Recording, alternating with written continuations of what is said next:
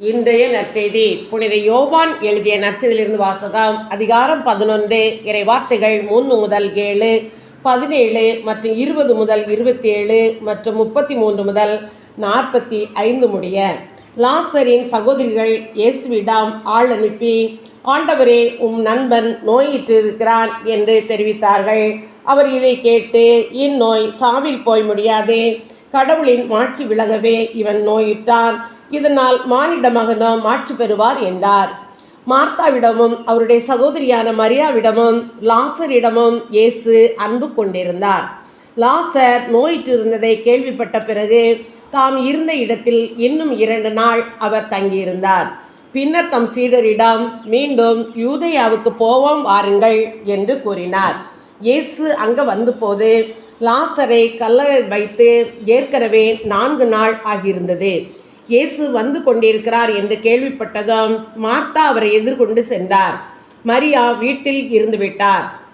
Martha இயேசுவை நோக்கி, ஆண்டவரே, நீர் இங்கே இருந்திருந்தால் என் சகோதரன் இறந்திருக்க மாட்டான்.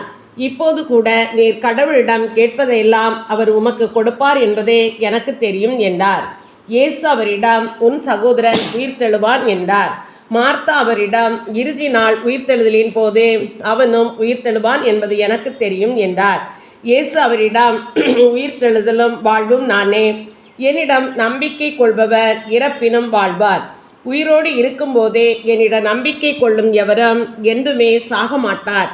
இதை நீ நம்புகிறாயா என்று கேட்டார். மார்த்தா அவரிடம், ஆம் ஆண்டவரே, நீரே மெசியா, நீரே இறைமகன், நீரே உலகிற்கு வரவிருந்தவர் என நம்புகிறேன் என்றார். இயேசு உள்ளம் குமரி கலங்கி, அவனை எங்கே வைத்தீர்கள் என்று கேட்டார். அவர்கள் அவரிடம், ஆண்டவரே, வந்து பாரும் என்றார்கள். அப்போது இயேசு கண்ணீர் விட்டு அழுதார். அதை கண்ட யூதர்கள், பாருங்கள், லாசர் மேல் இவருக்கு எத்துணை அன்பு என்று பேசிக்கொண்டார்கள். ஆனால் அவர்களுள் சிலர், பார்வையற்றவருக்கு பார்வை அளித்த இவரை சாகாமல் இருக்க செய்ய இயலவில்லையா என்று கேட்டனர். இயேசு மீண்டும் உள்ளம் குமரியவராய் கல்லறைக்கு அருகில் சென்றார். அது ஒரு குகை, அதை ஒரு கல் மூடி இருந்தது. கல்லை அகற்றி விடுங்கள் என்றார் இயேசு. இறந்து போனவரின் சகோதரியான மார்த்தா அவரிடம், ஆண்டவரே, 4 நாளாயிற்று, நாற்றம் அடிக்குமே என்றார். இயேசு அவரிடம், நீ நம்பினால் கடவுளின் மாட்சியை காண்பாய் என நான் உன்னிடம் கூறவில்லையா என்று கேட்டார். அப்போது அவர்கள் கல்லை அகற்றினார்கள். இயேசு அண்ணாந்து பார்த்து, தந்தையே, நீர் என் வேண்டுதலுக்கு செவி சாய்த்ததற்காக உமக்கு நன்றி கூறுகிறேன். நீர் எப்போதும் என் வேண்டுதலுக்கு செவி சாய்க்கிறீர் என்பது எனக்கு தெரியும். எனினும் நீரே என்னை அனுப்பினீர் என்று சூழ்ந்து நிற்கும் இக்கூட்டம் நம்பும் பொருட்டே இப்படி சொன்னேன் என்று கூறினார். இவ்வாறு சொன்ன பின் இயேசு உரத்த குரலில், லாசரே, வெளியே வா என்று கூப்பிட்டார். இறந்தவர் உயிரோடு வெளியே வந்தார். அவருடைய கால்களும் கைகளும் துணியால் சுற்றப்பட்டிருந்தன. முகத்தில் துணி சுற்றப்பட்டிருந்தது.